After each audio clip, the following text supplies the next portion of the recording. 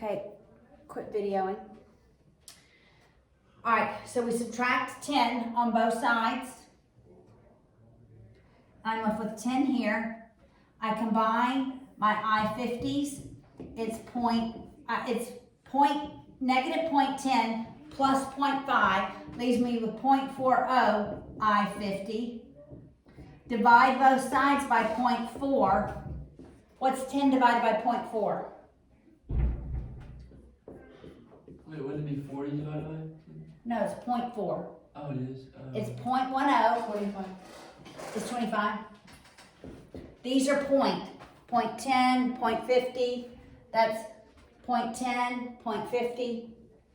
So it's 0.40. So if I have 25 milliliters of iodine 50, how much of 10 do I have?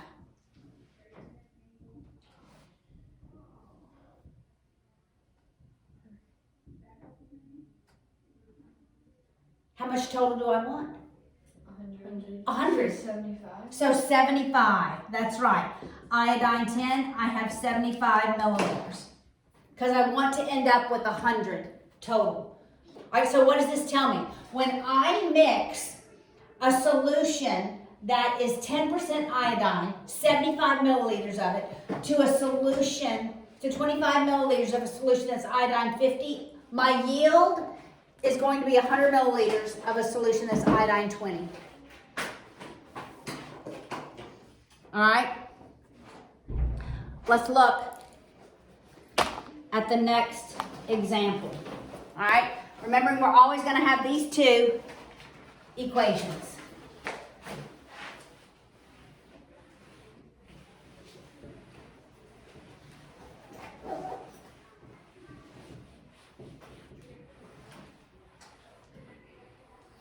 Okay, a chemist has one solution that is salt 10%, 90% water. I'm ignoring that. I have salt 10.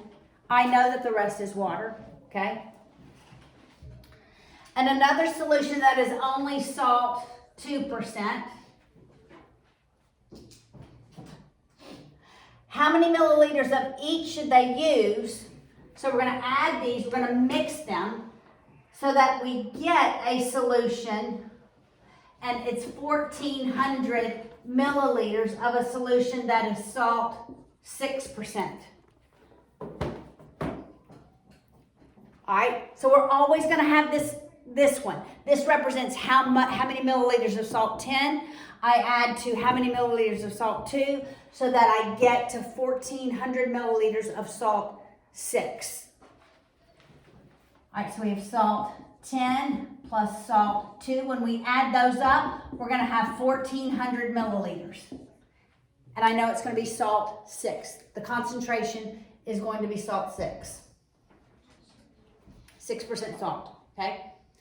Then I take the concentration, multiply it by how much, how many milliliters of that chemical I have, plus 0.02. 2% is 0.02 times how many milliliters of salt 2 I have equals 0.06 times how many milliliters of salt 6 that I end up having. Do I know how many milliliters of salt 6 I want? 1,400. 1,400. So I'm going to substitute that in. So I have 0.1 salt 10 plus 0.02 salt 2 equals 0.06, and I know I want 1,400 milliliters of salt 6.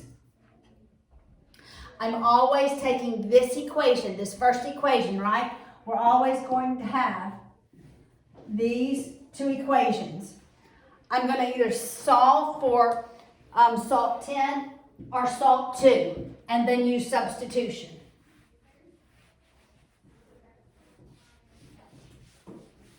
All right, so I'll solve for salt 10. It doesn't matter which one you solve for.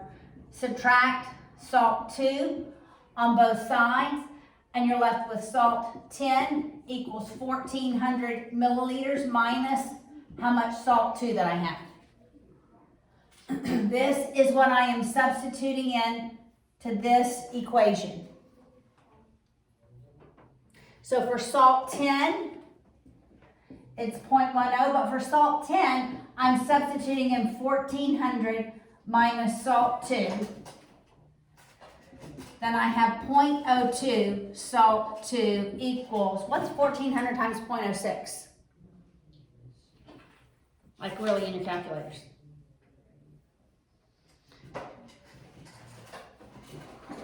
Is it 240? Somebody tell me, is it 240? It's 84. It's 84, I was so wrong. Yes, 84.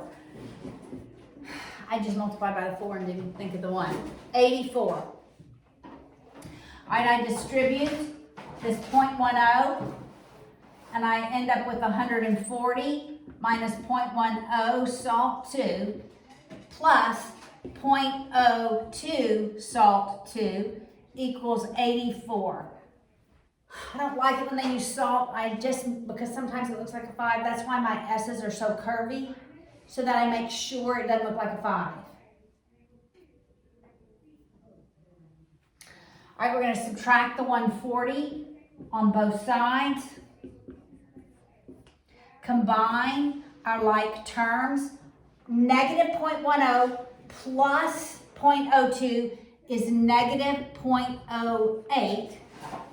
Salt 2. What's 84 minus 140?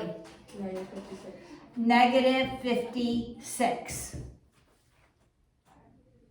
Now you divide both sides by negative 0.08 to get salt 2 by itself. So how much salt 2 do we have? 56 divided by 0.08? Negative 0.8, right? Right, both are negative, yes. Oh, it'll just be a positive. So it'll be positive. 700. 700. Yeah, it's always a bigger number. When you divide by less than 1, it's always a bigger number. Anytime you divide by less than 1, the number goes up. To 1400, so they're both 700. That's right, Okay. because I can plug salt 2 in here, 1400 minus 700, this is milliliters. So salt 10 is going to be 700 milliliters.